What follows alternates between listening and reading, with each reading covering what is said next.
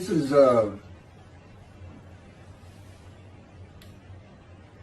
three different stories from the book God commanded and directed how I type it. Every word is His, every sentence, every page, every chapter, well, there's two books, both books. It's all His. And He taught me the material first. He always made it difficult, but He also always made me feel like I was a part of it, an actual writer. Even though it was all coming from Him at His command and direction. Orthodox Judaism, they like to say God dictated the Torah to Moses. I wouldn't call it what He does with me straight dictation, but it's definitely at His command and direction and a good bit of His dictation. But the first thing I want to address is the prophet like Moses. Now again, God comes from Adam, and of the peoples none are with Him. The peoples, it's the Jewish people. Who is His representation then? It has to be a Gentile. And He's coming from, Adam is considered,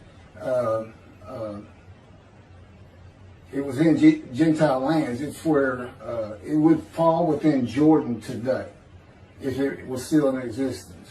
Coming from Adam, he's coming from Gentile lands, and Adam is associated with Christianity because of Rome. And Edomites, are descendants of Esau, the brother of Jacob, who became Israel, because all he did was marry non-Israeli women. And so all of his children were Gentiles. This is, I didn't, well, there's some, any events from Exodus, I'm pretty sure. The Lord your God will raise up for you a prophet from among the people, like myself. Him you shall heed. This is just what you asked of the Lord your God at Oreb on the day of the assembly, saying, let me not hear the voice of the Lord my God any longer, or see the wondrous fire anymore, lest I die. Whereupon the Lord said to me, and this is He's talking to me as Moses, they have done well in speaking thus. I will raise up a prophet for them from among their own people, like yourself. I will put my words in his mouth, and he will speak to them all that I command him. Just real quick, I will put my words in his mouth. He's not talking about teaching him what to go say, per se. When you are a man in divine beings, as Moses is, which I can point out in several different places, because anytime God comes to you, the angel of His presence, the Holy Spirit, who is a person, in a divine being, is with him. Angel of His presence, His Spirit. My spirit is always with me and within me. I guess my spirit's in me and I'm in my spirit, encased in this body. God says, because I saw that too, when He was first teaching me Torah, and I said, well, you keep calling me the prophet like Moses. I said, I know, I speak to you face to face. We talk friend to friend, just like him and Moses. And I have written 2 books for you. We just went over this again for this video. And I wrote the 2 books for you. So, there's no question I'm doing the things that Moses did, but I'm not Jewish. I am his representation from Gentile lands. And again, none of his people are with him. None of the chosen, none of the Jews. So clearly have to be a Gentile. It's not the first time there's been a Gentile Moshiach. So was Cyrus of Persia. Elijah is a Gentile. He's a Tishbite, an inhabitant of Ramoth Gilead. Ramoth Gilead is above Adam, but it's still east of the River Jordan. It would be in the country Jordan today. and it was Arab and Assyrian lands. They were always fighting over it. Apparently quite beautiful. But he's an inhabitant, and you didn't do that back then. You didn't find any Israelites going and living amongst Arabs or Assyrians, unless you wanted to be a slave. It just didn't, or dead. It just didn't happen. He's an inhabitant, and God makes it clear. He keeps calling him the Tishbite. And there's no clan of Tishbites in any of the tribes that you can find. Now, I'll grant you this. Not every tribe has a genealogical record. In Chronicles, of course, we have a lot from Kings 1 and 2, Samuel 1 and 2, and in Samuel with the kings of Judah, but no clan called Tishbite. It's just not there. And this guy just telling you, what do you think? Well, he's a Gentile. And as a matter of fact, when God takes him up in the chariots of God to heaven, and his body disappears, he had crossed over the Jordan. He was on the east side of it. So he was in where, again, the country Jordan is today. He was taken up in Gentile lands. And he was a Gentile. And I am also handling all of his tasks. I am considered Elijah.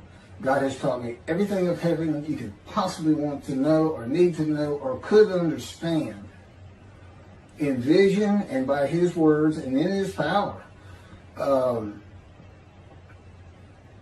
I am Elijah, who really, since if I don't get done what I'm supposed to get done, primarily clear the way for the Lord and be his messenger of the new covenant, and recounsel the sons to the father and the fathers to the sons by being mindful of God's laws that he gave Moses at Horeb. In other words, make them righteous. Same purpose as Isaiah 53, where it says, for a purpose of God that might prosper. Well, but it doesn't tell us in Isaiah 53 what the purpose is. Well, you find out in Malachi, his purpose is, I'm returning to my temple, and we don't have it ready for me. It's not there. Okay, and now he knew it wasn't going to be there. If you look at the covenant of friendship that comes with Moshiach, who God calls David, my servant David, a shepherd. Does not call him King Moshiach. Does not say there'll be a kingdom established. Does not say he'll rule basically the world or all the Middle East. There's nothing in there. He's just a shepherd, and he's appointed all other shepherds, rabbis, are dismissed. And I am the only one he recognizes as Moshiach, as a shepherd. And I'm not a rabbi, though. When I usually say rabbi, shepherd, I think rabbi. And I should. You know, the leaders over the flock. But for me, I don't use the term, I don't want to use it. It means teacher. But I'm a shepherd, and I'll be teaching the matters that you have found on these YouTubes throughout the rest of my life. And along with my experiences with God, and try to get people to understand him and his personality in greater detail.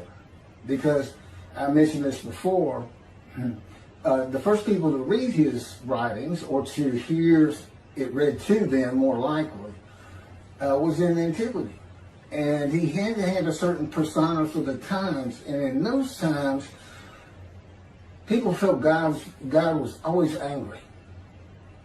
And the concept of a spirit within you going to a spiritual heaven and being with God just wasn't there. That's why you have so much resurrection of the dead. And it was also because they had no medicine, knowledge of medicine and science.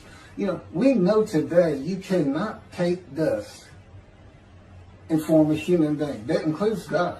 God said, now, I could have made human beings something so different than what you know, that there could be a resurrection, but they still wouldn't have gone to dust. I'd have made sure of that. But he says, what I have is perfect.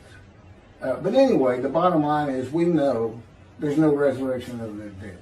I know it to be fact because it's supposed to happen when I arrive. And when Moshe comes, we're supposed to have the resurrection of the dead. Well, you better hope not.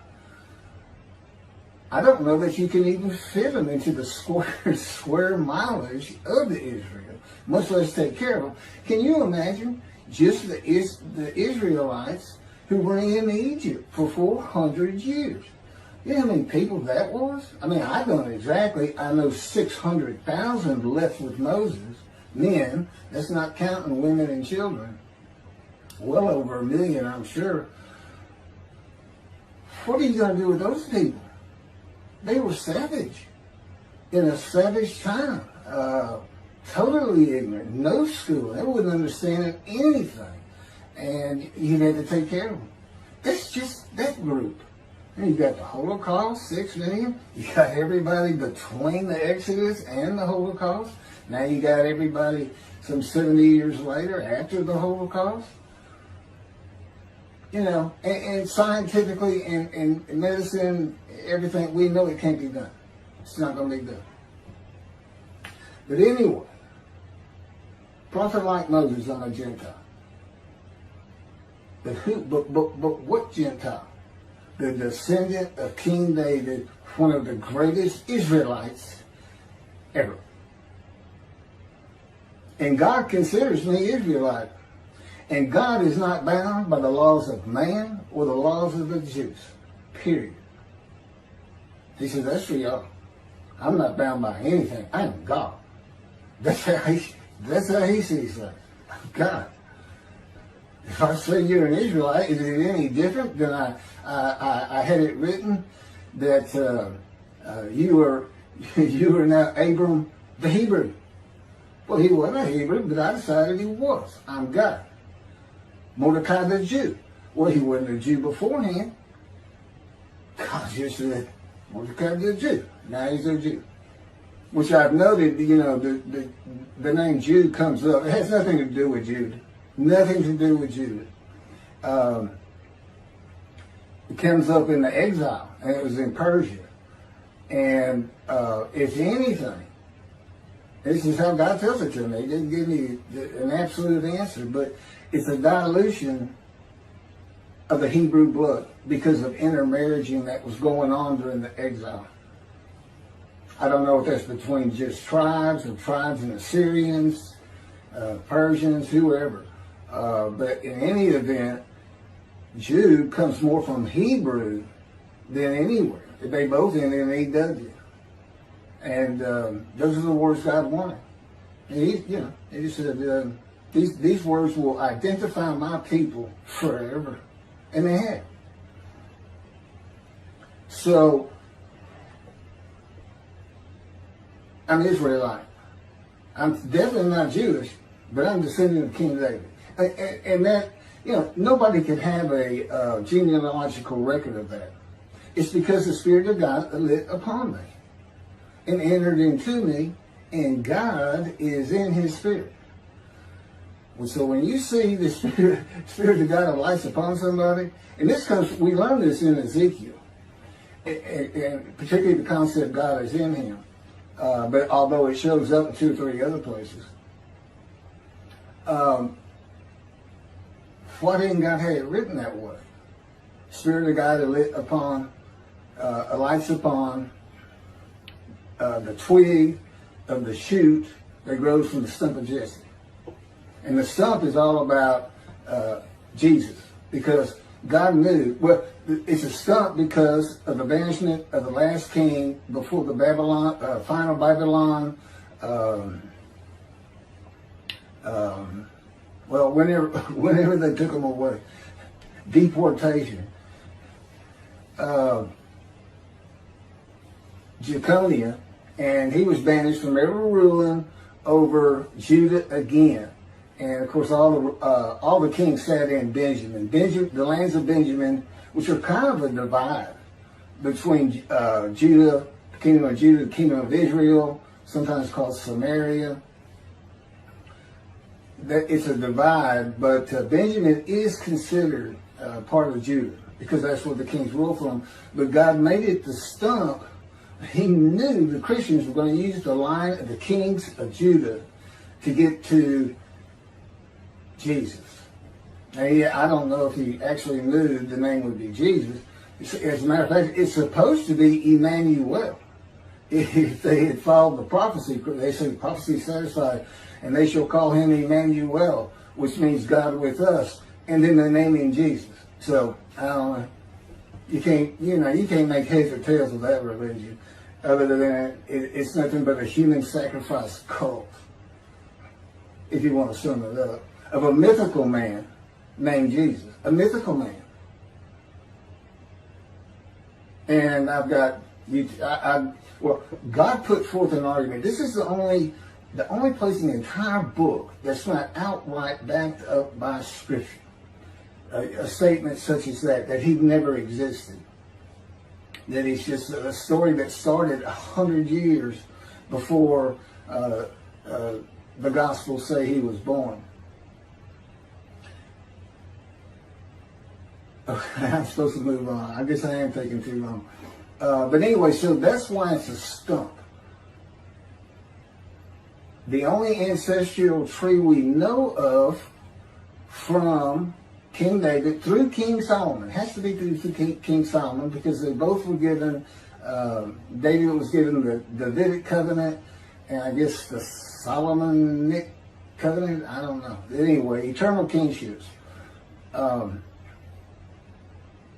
That's all we had, and so that got cut down, it got banished.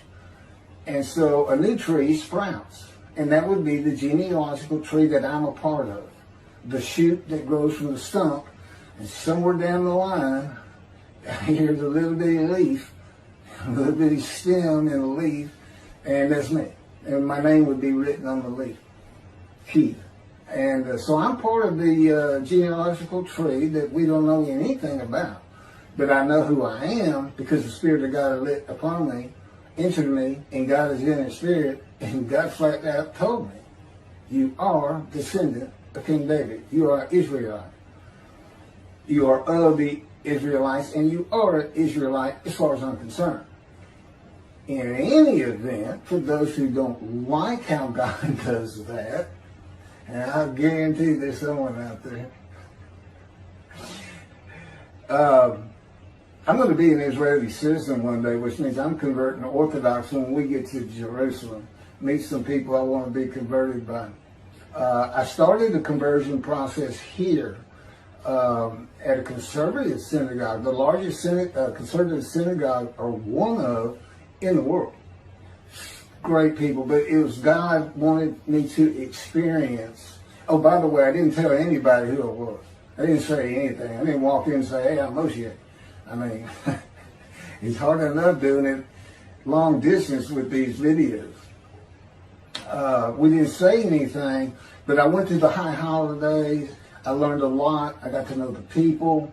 It was an incredibly great experience, and I'm glad I went through it, but maybe midway through, my father had a heart attack, and he went through a quad bypass, and actually survived. I still live with him today. I take care of him and my mom in return for room and board, because God had me stop working 13 years ago. And fortunately, I finally started getting some Social Security money here recently on an early filing at 63, just turned 64. But, so I'm going to be converting, and I learned that means I have been a Jew since birth. So that's going to take care of the whole issue. So picking up,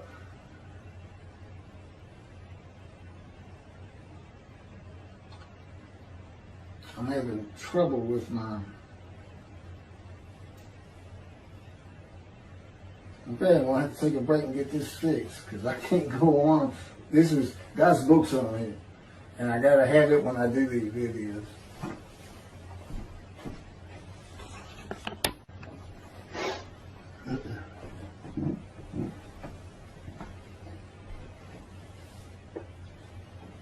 Okay, I got that fixed.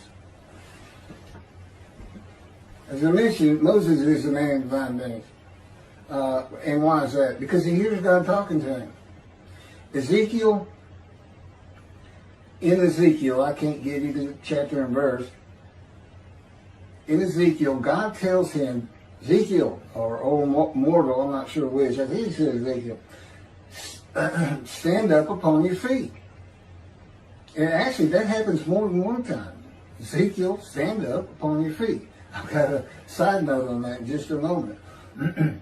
Ezekiel says, at that moment, a spirit entered into me, and I could hear his words.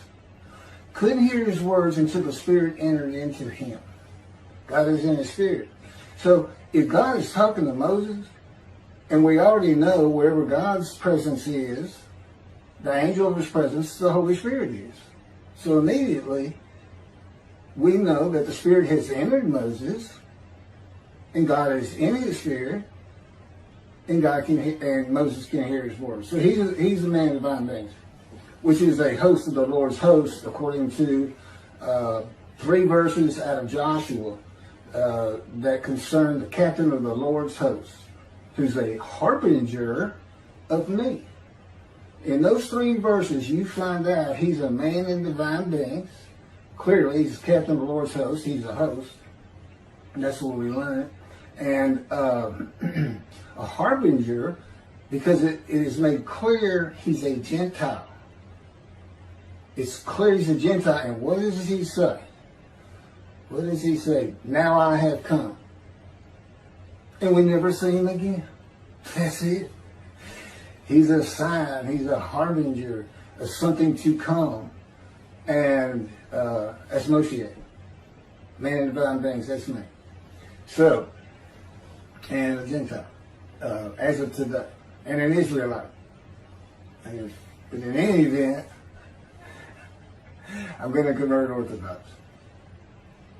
Okay, this is, I have 3 short stories that God dictated that I'm going to go over. And you need to hear that backdrop about Moses. This is called Moses and the Angel. Moses tells the Israelites, this is from Exodus chapter 23, verses 20 and 22. And by the way, when I was talking about the prophet like Moses, I said what I had was coming from Exodus. I'm not sure about that at all. It may be the last book of the Torah. I'm not sure.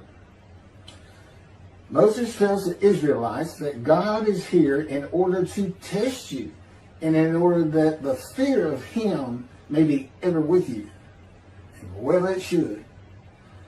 God had Moses set a rule before the Israelites regarding the angel he sent to guard them on the way and to bring them to the place that he had made ready.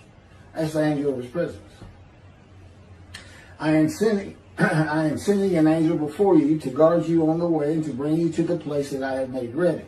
Pay heed to him and obey him.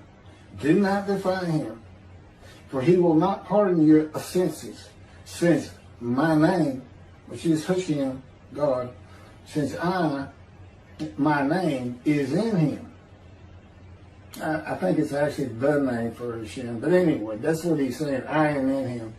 But if you obey him and do all that I say, obey him, do all that I say. He's not saying to do everything the angel says. It's because they're like this. They're right together.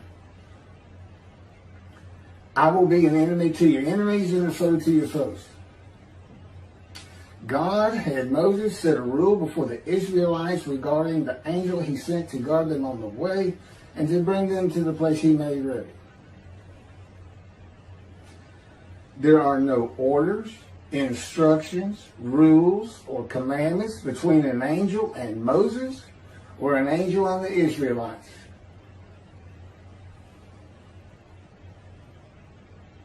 Obey him, this, that, this. And yet, we don't have a single account of anything coming from the angel. They all come from Moses. Moses, go tell Israelites chapter 2 Leviticus. They all come from Moses, who receives them from God.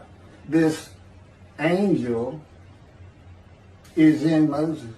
Moses is a man with divine beings who is a messenger of God's laws. The divine beings of God and the angel of his presence, the Holy Spirit.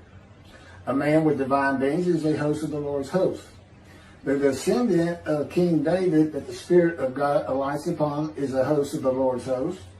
One God, one angel, and one man.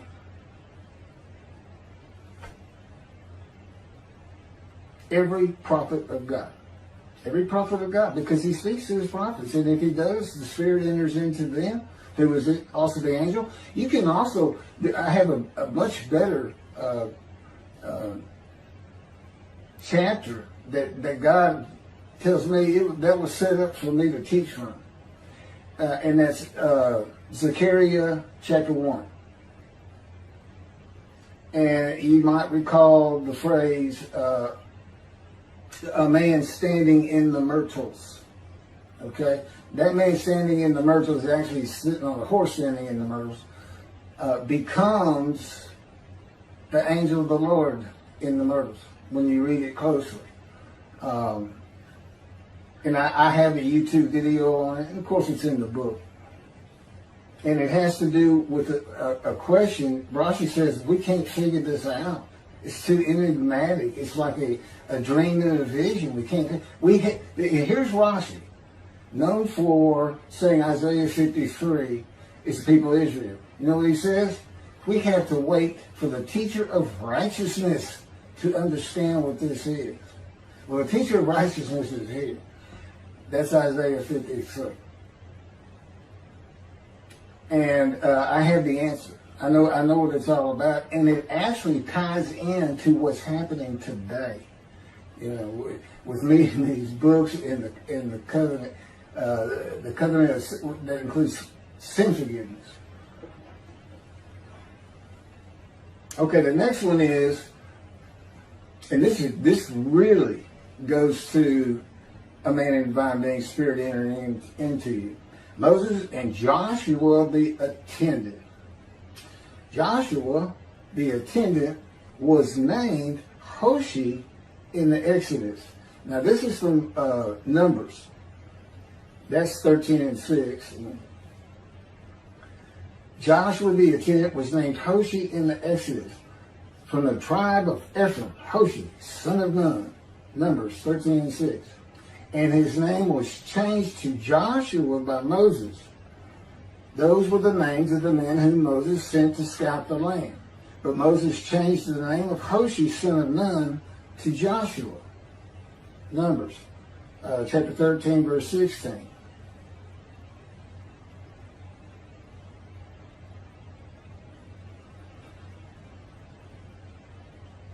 Okay, but here's what's interesting. He's calling him Joshua long before that. He's being called that in the Exodus. Okay, but his name's Hoshi. And he doesn't become Joshua until much later. But in this rendition, you're going to see his name's Joshua. It's supposed to, I think that's supposed to kind of cue you in to think about this. Why is that? On the first ascent of Moses, you know, I don't have the chapters and verses. Well, I'm sure y'all are more familiar with it than I am. We don't do much Torah. God says, my people have just about minced it down to nothing. He said, all the good stuff I hid from them, I pointed out to you. It's just like angel of his presence, Holy Spirit. One time he mentions it in Isaiah 63. Not supposed to find it. And then you have the captain of the Lord's host. 3 short verses in Joshua. You know, it's my proof. And I just posted another video regarding Moses. I had found it. I did it a long time ago.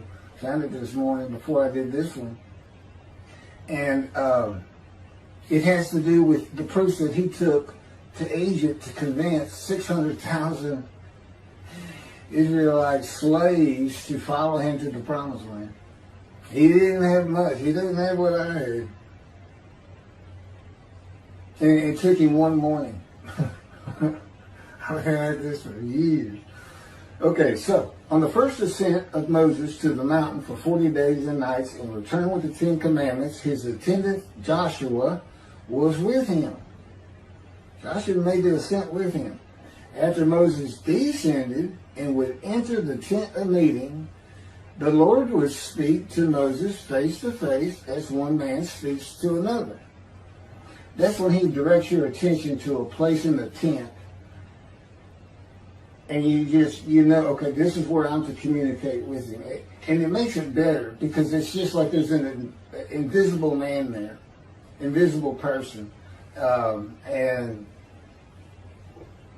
it's better than like I just feel like I'm talking out into the air or something.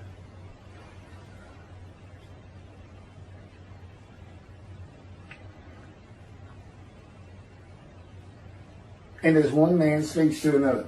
And he would then return to the camp. But his attendant, Joshua, son of Nun, a youth, would not stir out of the tent. Joshua's name was Hoshi at the time. So Moses goes into the tent, talks to the Lord face to face, and Joshua's right there with him. And then Moses gets up and leaves, and Joshua stays. His attendant does not go with him. He stays in there with God. Joshua did not leave the tent of meeting where Moses would speak to God face to face. At this time, the face of Moses was not seen as radiant. When Moses ascends the mountain the second time for 40 days and nights and returns with the 10 Commandments, the skin of his face is radiant. And thereafter, when he enters and exits the tent of meeting, the skin of his face is radiant. And Hoshi, Joshua, is not mentioned again on the mountain or in the tent. Joshua the attendant, who is Hoshi the attendant, represents the person of the Spirit of the Holy God, the angel of God's presence, who has now alighted upon and dwells within and without, by the way, Moses of the radiant face. That's what the radiant face is. You know, you can make up all kinds of different interpretations, I suppose. But for what I'm doing with the man in divine beings and showing that includes Moses, that's what that was all about. You know, it's just symbolic of no, it's not metaphors. In any event, the next one is Moses and the 70 elders. Yeah, all these stories and everything is going to man in divine beings. The Spirit of God, angel of his presence, has entered into you, and God is in his spirit, and he's in his angel.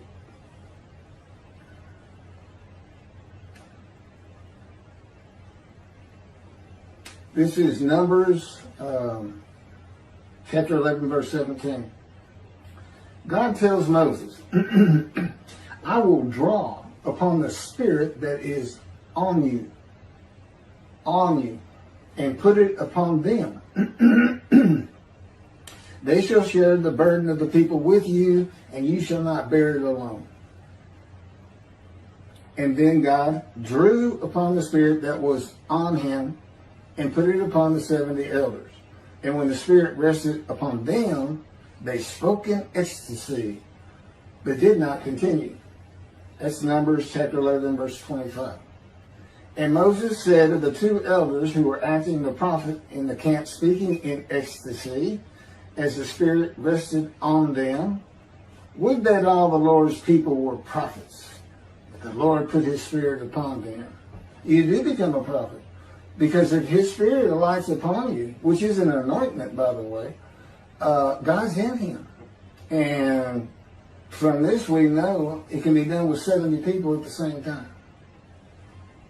That doesn't even come close to what happens in heaven, where God will be the information of your mind. And Moses said of the 2 elders who were acting the prophets in the camp, covered that. That was Numbers chapter 11, verse 25. Okay, the spirit that was drawn from Moses and put upon the 70 elders is not the spirit that was born in Moses and that was Moses. The same spirit that is in all men. What was drawn from Moses was the Spirit of God. And the Spirit of God is a person. The first person created by God. The 70 elders had become hosts of the Lord's host. men and divine beings, with the purpose of God that they share the burden of the people with Moses.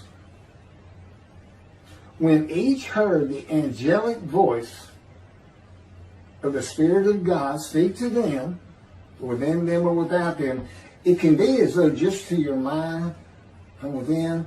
Most often, it's from without me. In other words, it's like a great cloud. I tried to explain this before. That descends upon you. Okay, so wherever I go, this great cloud is, this presence that we can't see. God's presence and the presence of the angel. If I were in a room and 20 people were seated, that presence would surround them. Like a cloud would descend upon you right now. It would just surround you. It wouldn't penetrate your skin. That's the difference with me. It flows through me.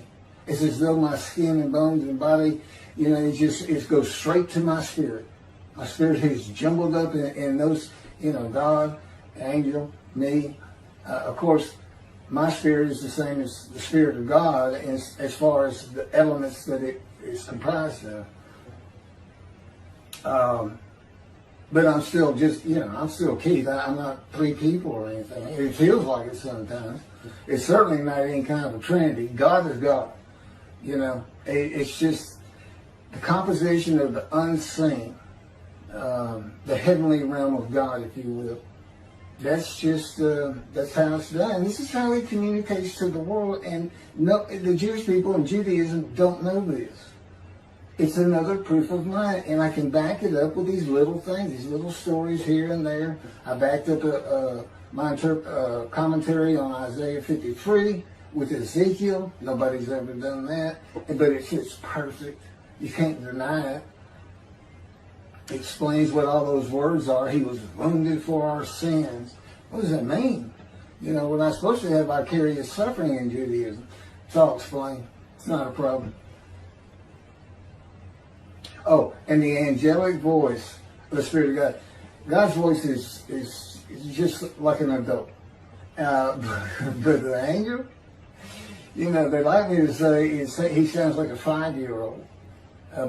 Just a young person. But to me, it's more like eternal cartoons. You listen to one of those voices, and they're just different from a 5-year-old. To me, that's too human. And he's not human by any stretch of the imagination. But he has an angelic voice, and it sounds, it's wonderful to hear. I mean, he's my best friend in the world.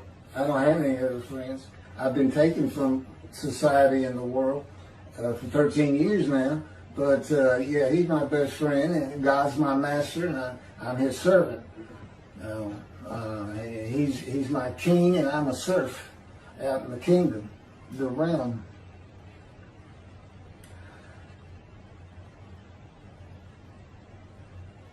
Okay, so when each heard the angelic voice of the Spirit of God speak to them, in them or without them, they became very excited and were saying all kinds of different things depending on what the person of the Spirit of God was saying to them. Chiefly, we know he's saying, y'all got to help Moses. But, he's a real cut-up. I mean, he'll make you laugh. He'll get you excited and talking loud. That's he's a necessary party for God to put a man into the fire of refinement. Believe me, you need him there. It's like good cop, bad cop. That's what it's like. The important part for Moses is that each of the 70 would now, in one accord, have the idea and thought that they would share the burden of the people with Moses. Now, there's no account of God commanding the 70 to share the burden of the people with Moses, but they did. And they did it based on the Spirit of God telling them to. And of course, God's there. The Spirit of God can't do anything without God because he has no power. No angel has power. God is the sole power of the unseen realm of heaven. He's the sole power. He does not create an angel. You read, and this mostly came from Christianity, the archangel, the fallen angel, Satan, this and that, and I've heard Christians talk about great armies that fight good in the celestial, in the heavenly realm. No, God's it. You know, he's the power. Now, he can, if he sends an angel on a mission to do something in particular, which would be a rarity if I can't even think of one, but if he did, he basically would send, his presence would go with that angel, and he would have the power. It would be God's power, but he'd be doing it for the angel and whatever he was supposed to do. So, that's more about Moses from the Torah, coming from Mashiach, the Gentile atheist of 50 years, that has never been seen. I'm quite certain, because I know Judaism doesn't recognize the Spirit of God as a person. And they never talk about the angel of his presence. So I know they don't have any of this. Again, a greater proof of who I am and that these words are true. And it all fits. And I got backup. I got, you know, God just left little acorns here and there. You know, every pig gets an acorn now and then. I think it's pig. I don't know. But anyway, thank you for listening.